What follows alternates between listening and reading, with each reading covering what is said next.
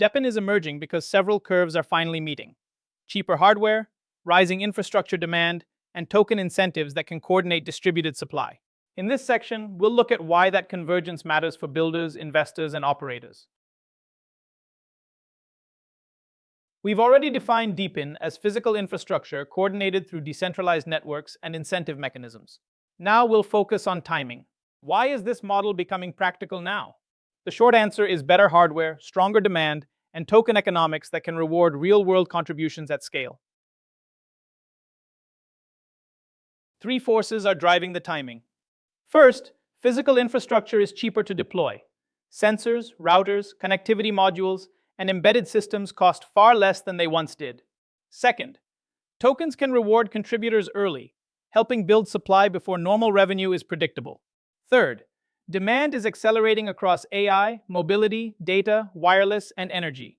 DePIN becomes viable where these forces meet: physical assets, software coordination, and crypto-economic incentives working together. One major shift is that infrastructure no longer has to begin as a massive capital project.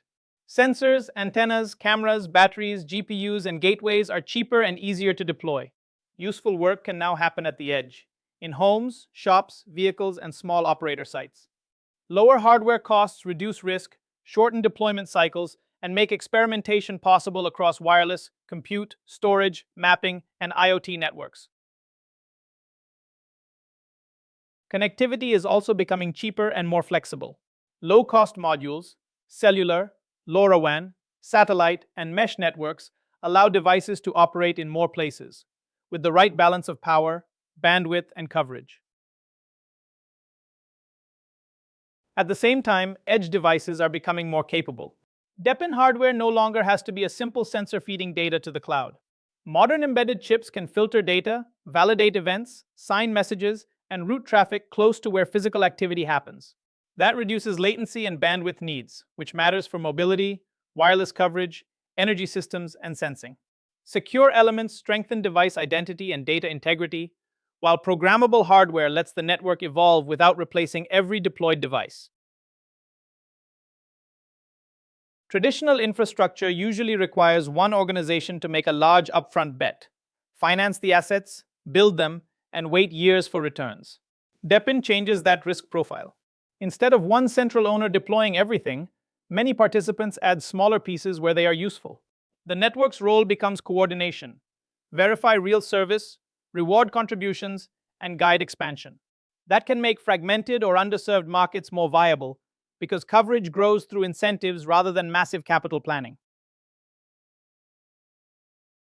Early DePIN networks often face a chicken and egg problem. Users wait for coverage, capacity, or data density, while suppliers wait for paying users. Tokens can bridge that gap by rewarding early contributors before revenue is meaningful. Those contributors take real risk, but may share in the upside if the network becomes useful. This is how momentum can begin. The key is discipline.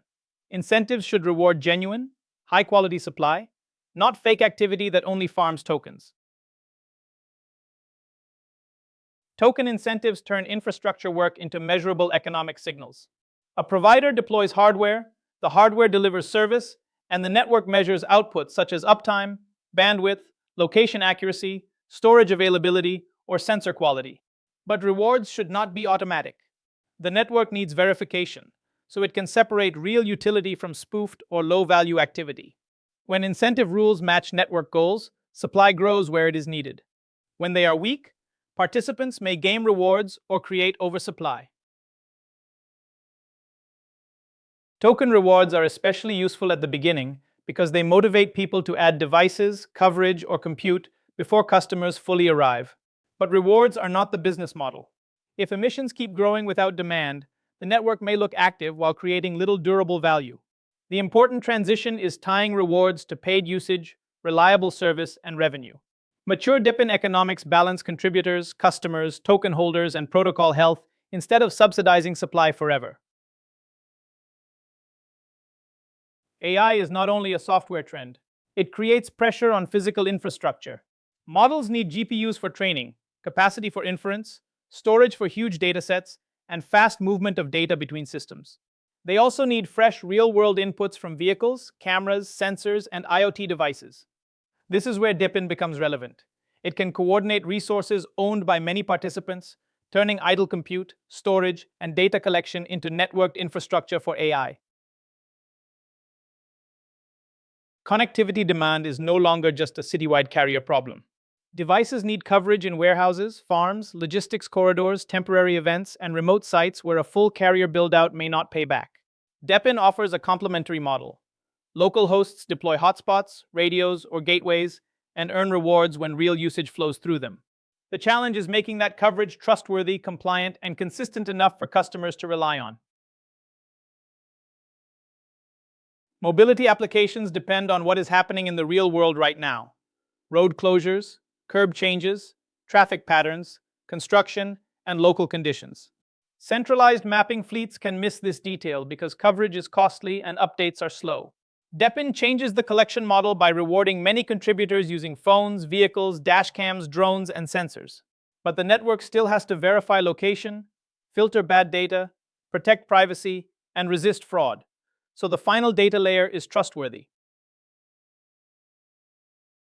Energy and IoT are strong DePIN candidates because the assets are distributed, measurable, and economically useful. A rooftop solar panel, battery, smart meter, sensor, or vehicle can contribute small amounts of capacity or data.